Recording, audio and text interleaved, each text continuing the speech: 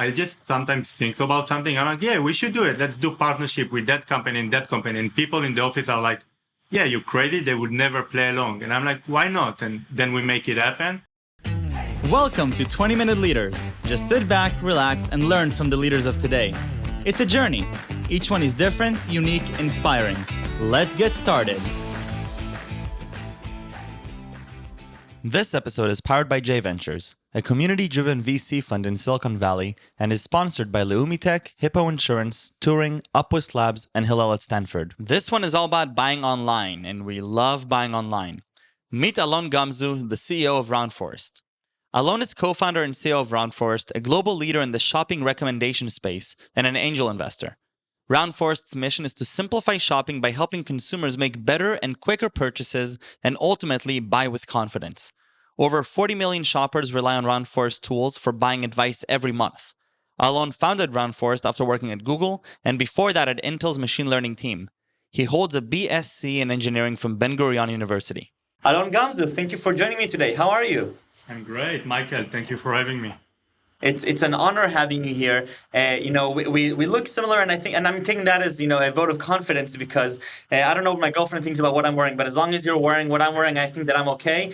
Alon, I've been following your journey for quite some time. We got to know each other a little bit back in Palo Alto when I visited you, and I think that what you're doing with Roundforest, it's both incredibly innovative, but I love how you're looking at a market that has been disrupted, a few times over in these last decade and really rethinking the way we shop with confidence. But before we get to all of that, Alon, how does a founder of a startup have time to do gardening during COVID? How does that work?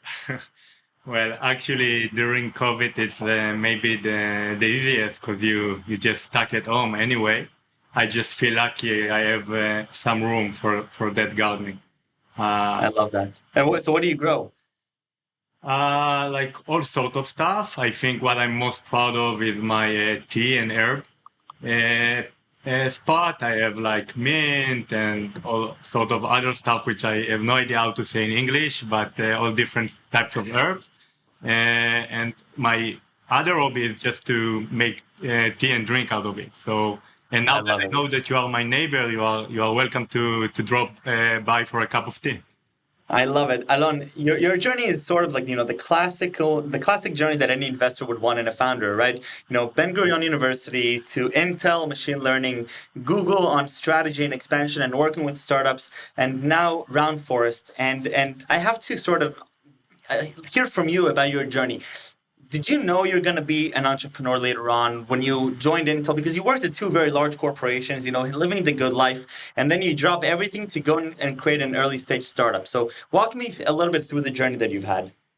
Yeah, sure. So I think on one end, I definitely always knew that entrepreneurship is where I'm at, but the path that I took was entirely random. And looking back, seeing what we are doing today, I think the specific background I had at Intel and at Google really led me to realizing the problem we are trying to solve today and to equip me with the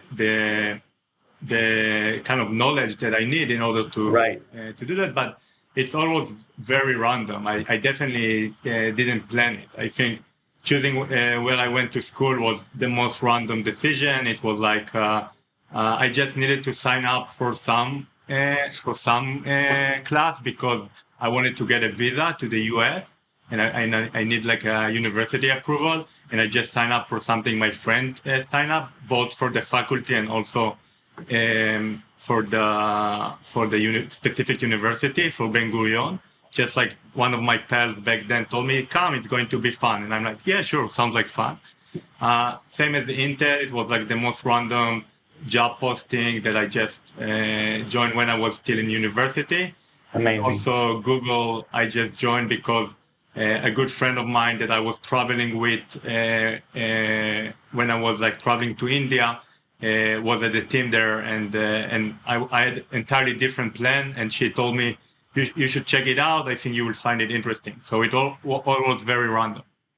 I love that. I love that randomness, and seeing what you're doing today, I think what I've been hearing through this show is that a lot of people are looking back and they're saying, yeah, it's very I started this episode by saying it's very easy to connect the dots. It's classic. You go to Ben-Gurion, you go to Intel, you go to Google, and then you create a startup. But then when you dissect each component individually, you understand that it is random, and it is more about this entrepreneurial mindset of harnessing this randomness and enjoying the opportunities presented to you that I think is the most inspiring part. Alon, before you tell me about Roundforest, I want you to share with me about the industry you chose to go into. It's a massive, horrible and very competitive industry. Give me a little bit of insight. Why did you choose e-commerce and, reviews and customer confidence? Yeah, so definitely perhaps one of the biggest multi-trillion industries out there. And I think as much as it's big and there's so much innovation and companies there, for us, from the consumer point of view, still it can be very difficult and confusing sometimes when you just want to buy something, you just want to get a new laptop, you want to get a TV, and you are bombarded with all those different models and information and reviews and expert reviews. So surprisingly, as much as this industry continue to progress and grow, it's just becoming more and more difficult. And Right. I think we realize that that's the problem we want to solve, making this decision process much simpler and easier. Mainly because of this path that we discussed before. I think when I was at Google and I kind of got a great overview of the internet and all the different business models and all the different companies that are innovating there. I think, and coming with the background I had from Intel of machine learning and the kind of value that you can drive leveraging this kind of technology, we just were looking for an industry that has that complexity, that has so much data, so much information. That's the only way that you can drive value for consumer is by adopting and using this kind of approach. And I think that kind of what led us to solving that problem. I think what's fascinating about e-commerce is that there's so many players, right? Even the biggest fish in e-commerce is a tiny, tiny fish in a huge, huge pond where you have, millions of sellers, you have billions of buyers, and it's this huge marketplace. And one of the statistics that I was shocked by recently was that actually most of the reviews that we're seeing aren't necessarily truthful reviews. Like I remember from time to time I used to buy something from Amazon and get this gift card that says, if you read us a review, we'll send you a free whatever, right? But I didn't really understand how convoluted this market is. And it makes sense when you think about it that there's so many different interests that are aligned, right? I mean, one person's success does mean another person's demise in a lot of ways in e-commerce. And so coming in as a third party and trying to sort of democratize and level the playing field and provide that, equal equilibrium for the customer, I think that's fantastic. What are the biggest, challenges as you go into thinking about this industry and you're thinking about, making the decision process easy for customers? Tell me a little bit about the customer experience and how you think about, this 21st century or 2021 millennial consumer that goes to buy. Yeah, definitely. I think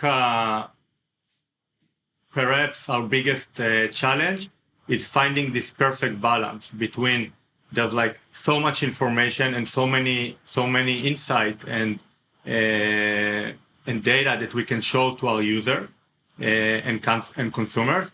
And on the other end, people want and this is our mission, to simplify the process and Right. and kind of help you to make a decision which is fast. You don't want to read too much information. You don't want to look on so many products, and finding this perfect balance between helping you to be informed enough and understand how this recommendation is created and why you should trust it, and finding this perfect balance. I think that's always kind of the theme of our challenge in any kind of new solution, new tool, new angle that we are developing.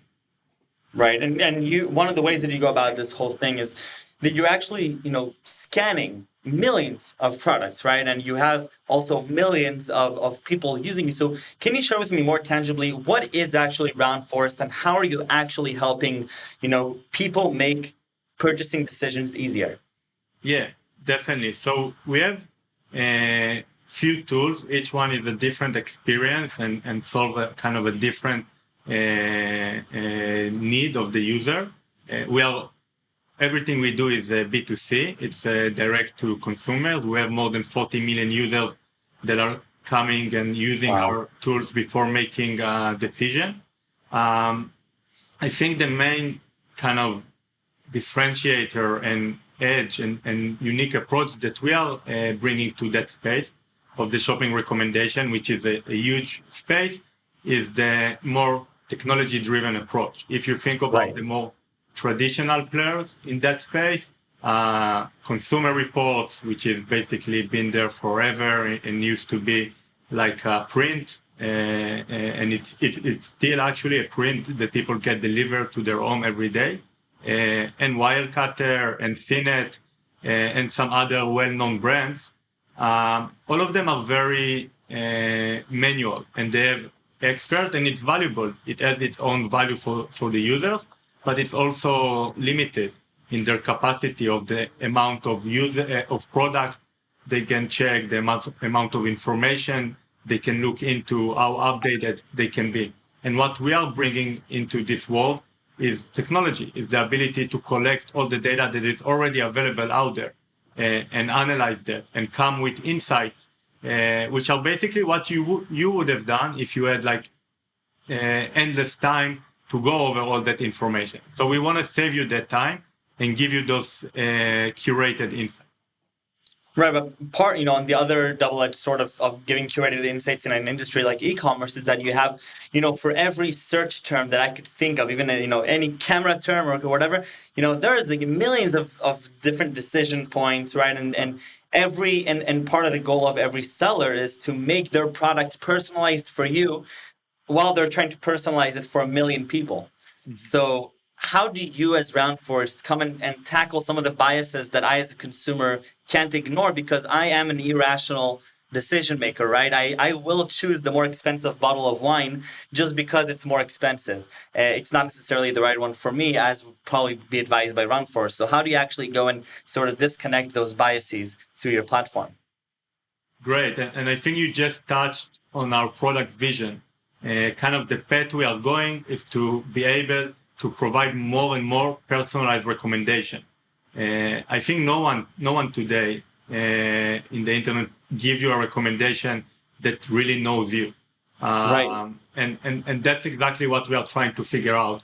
What kind of questions, what are the right questions we need to ask you, and how we can learn more about you from your past interactions with our recommendation. So we could provide you the product that is really right for you, is right for Michael. Because there is no one best product, right, for everyone. And I think right. And I think that what you're saying the challenge we are tackling. What you're saying is that there, the marketplace, like in e-commerce, you do have two sides here. You first have to really, really know the products, and then you have to really, really know the customer. So it sounds to me like right now the focus is more understanding, okay, scanning those millions of products, you're already providing great value to the 40 million customers a month. But then by knowing both the products really well and knowing the customers really well, then you're able to really do this integration. Definitely. I think it's a nice way to look at it. We know the market very well. And now we want to know you better so we can give you a better recommendation. And we also want to give you, like, you're going to make this investment, you're going to answer our question, you're going to provide us information about yourself only if you will have the right incentive, only if it will be worth it. And that's exactly our product vision. And those are the things we are experimenting today to figure out the exact experience that will be useful enough and will help you to get the product that is right for you. I love that. So the whole process is all about figuring out everyday different challenges. And I'd love to get into, your mind a little bit as the founder of an early stage startup. You're reinventing yourself, the company, the culture constantly. I'm very excited to experience, being an early stage founder myself sooner rather than later. What are some of the most exhilarating things that you've experienced during the lifetime of Roundforest until today that you're saying like, wow, if I could just talk to myself, a few years ago, like look, like get excited, Alon, because these are what's going to happen. Definitely. And when you decide to do that, let me know. Definitely, I think there's like so many lessons I can share. But I think what I, at least from our own personal path, the one thing I'm most passionate about and been learning the most from my personal experience and from reading and talking with others is company culture. And and I think that's by itself like our topic. But I think that what the kind of evolvement we did throughout the years, Rainforest exists for more than 6 years now. Right, almost 7 years. Yeah, and when we started, we were very inexperienced as a founder. Me and my co-founder, we were like 28. And we didn't know that much about building a company, and we actually didn't know that much about even a product. We came from a very acquisition and growth background. And I think that the thing that we learned the most along the way is how to build a company culture that can scale and how to put, and I think the one thing that we learned that is most important, and it wasn't that obvious to us on the beginning, is the most important thing is to put the consumer always in the middle, in the center of your focus. And I think if initially we were very focused about growth, which was useful, what helped us to grow to our size, especially as we were bootstrapped, and we needed to find like a way to finance our growth. But at certain point, if we really wanted to make a difference, if we really wanted to build a company culture that could scale, we needed to do that shift into putting the user in the middle and speaking with our users and consumers all the time, and really focusing first and foremost about solving their problem.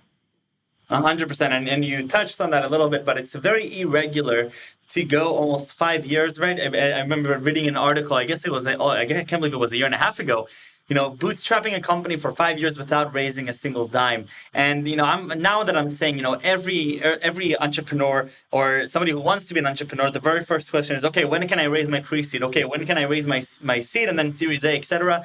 You're an angel investor yourself. I'm very lucky to be to be working with you on a specific thing, but that's very different culture than what we're experiencing in our day-to-day life, right? In our community, in our ecosystem, both in Israel and the Bay Area. What made you decide to go the bootstrapped way? Yeah, so I think initially we just didn't thought about it. We just like, okay, we understand there's a problem. We had the skills we needed in order to create an MVP, and we just did it. And I think since then we were just focusing on an MVP, and since then until today, our growth was never limited by the need of external funding, which I think we are very lucky. Of course. It's definitely not something you can take for any industry. I think in our specific industry, in our specific timing, and we were very lucky to experience that. But we just felt on every part so far that getting this external funding isn't going to limit our growth.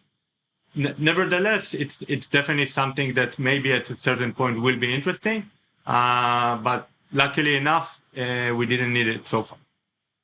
I think that as someone who's never experienced this, I can without a lot of confidence say that it sounds like it takes a lot of confidence to go that route.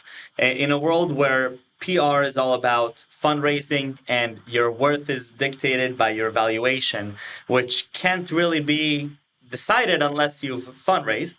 That's a very brave route to go, and I think that it exudes on the quality of what Roundforest is doing today. And I think that by looking at the problem that you're solving, the way that you're solving it, the thought process that you have leading the company, it makes perfect sense to me why you chose that very intentional route, because it takes a lot of intentionality to not go on the ordinary fundraising round.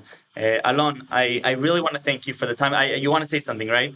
Yeah, so one comment, just because I think you touched a really important point. I think one of the challenges we had is because in our industry, your valuation and announcing rounds, it's such a milestone for every startup.